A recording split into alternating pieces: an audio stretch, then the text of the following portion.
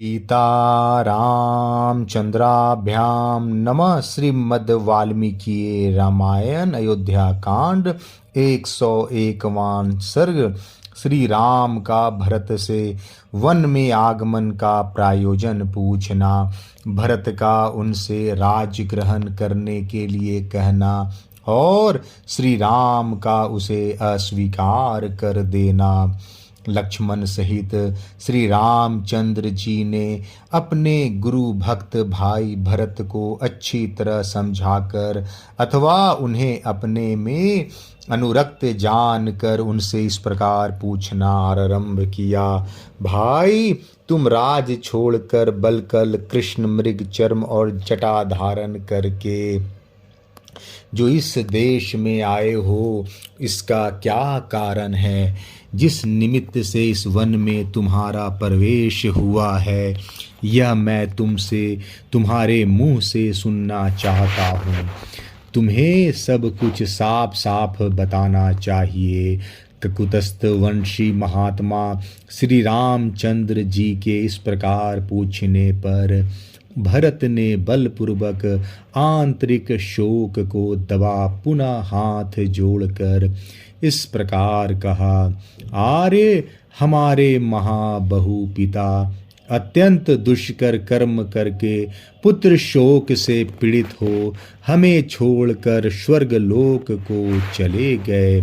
शत्रुओं को संताप देने वाले रघुनंदन अपनी स्त्री एवं मेरी माता कैकेयी की प्रेरणा से ही विवश हो पिताजी ने ऐसा कठोर कार्य किया था। मेरी माँ ने अपनी सुयश को नष्ट करने वाला यह बड़ा भारी पाप किया है, अतः वह राज रूपी फल ना पाकर विधवा हो गई। अब मेरी माता शोक से दुर्बल हो महाघोर नरक में पड़ेगी। अब आप अपने दास स्वरूप मुझ भरत पर कृपा कीजिए और इंद्र की भांति आज ही राज ग्रहण करने के लिए अपना अभिषेक कराइए।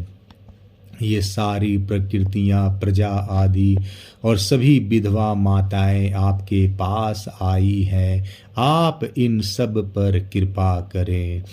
दूसरों को मान देने वाले रघुवीर, आप ज्येष्ठ होने के नाते राज्य प्राप्ति के क्रमिक अधिकार से युक्त हैं। न्यायतः आपको ही राज्य मिलना उचित है, अतः आप धर्मानुसार राज्य ग्रहण करे और अपने सुहृदों को सफल मनोरथ बनावे। आप जैसे पति से युक्त हो यह सारी वसुधा वैद वह रहित हो जाए और निर्मल चंद्रमा से सनात हुई शरतकाल की रात्रि के समान शोभा पाने लगे। मैं इन समस्त सचिवों के साथ आपके चरणों में मस्तक रहकर यह याचना करता हूँ कि आप राज्य ग्रहण करें। मैं आपका भाई, शिष्य और दास हूँ। आप मुझ पर कृपा करें।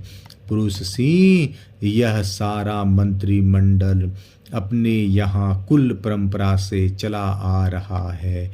ये सभी सचिव पिताजी के समय में भी थे। हम सदा से इनका सम्मान करते आए हैं, अतः आप इनकी प्रार्थना न ठुकराएं। ऐसा कहकर कैकेयी पुत्र महाबाहु भरत ने नेत्रों से आंसू बहाते हुए पुनः श्री रामचंद्र जी के चरणों से माथा टेक दिया। उस समय वे मतवाले हाथी के समान बारंबार लंबी सांस खींचने लगे। तब श्री राम ने भाई भरत को उठाकर हृदय से लगा लिया और इस प्रकार कहा। भाई, तुम ही बताओ, उत्तम कुल में उत्पन्न सत्वगुण संपन्न तेजस्वी और श्रेष्ठ व्रतों का पालन करने वाला मेरे जैसा मनुष्य राज के लिए पिता की आज्ञा का उल्लंघन रूप पाप कैसे कर सकता है। शत्रुसूदन, मैं तुम्हारे अंदर थोड़ा सा भी दोष नहीं देखता। अज्ञानवश तुम्हें अपनी माता की भी निंदा नहीं करनी चाहिए। निष्पाप महाप्राज्ञ गुरुजनों का अपनी अभिष्ट स्त्रियों और प्रिय पुत्रों पर सदा पूर्ण अधिकार होता है। वे उन्हें चाहे जैसी आज्ञा दे सकते हैं। सौम्य माताओं सहित हम भी इस लोक में श्रेष्ठ पुरुषों द्वारा महाराज के स्त्री पुत्र और शिष्य कहे गए हैं। अतः हमें भी उनको सब तरह की आज्ञा देने का अधिकार था। इस बात को तुम भी समझने योग्य हो। सौम्य महाराज मुझे वल्कल वस्त्र और मृग चर्म धारण कराकर वन में ठहरावे अथवा राज्य पर बिठावे, इन दोनों बातों के लिए वे सर्वथा शर्मर्थ थे। धर्मज्ञ धर्मात्माओं में श्रेष्ठ भरत, मनुष्य की विश्ववंद पिता में जितनी गौरव बुद्धि होती है उतनी ही माता में भी होनी चाहिए। रघुनंदन, इन धर्मशील माता और पिता दोनों ने जब मुझे वन में जाने की आज्ञा दे दी, तब मैं उनकी आज्ञा के विपरीत दूसरा कोई बर्ताव कैसे कर सकता हूँ।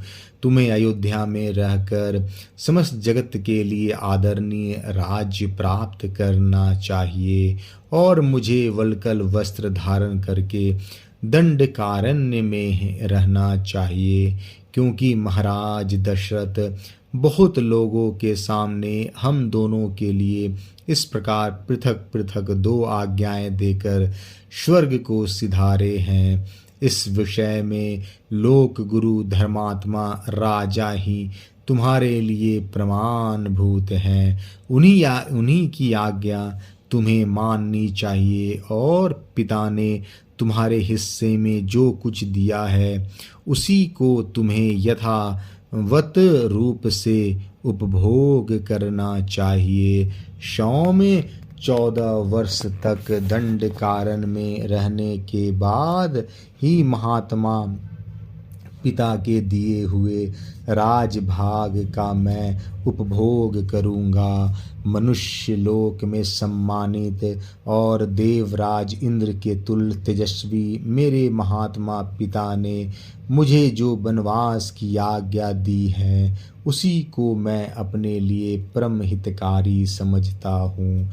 उनकी आज्ञा के विरुद्ध सर्वलोकेश्वर ब्रह्मा का अविनाशी पद भी मेरे लिए श्रेयकर नहीं है। अयोध्या कांड 101वां सर्ग समाप्त। जय श्री राम।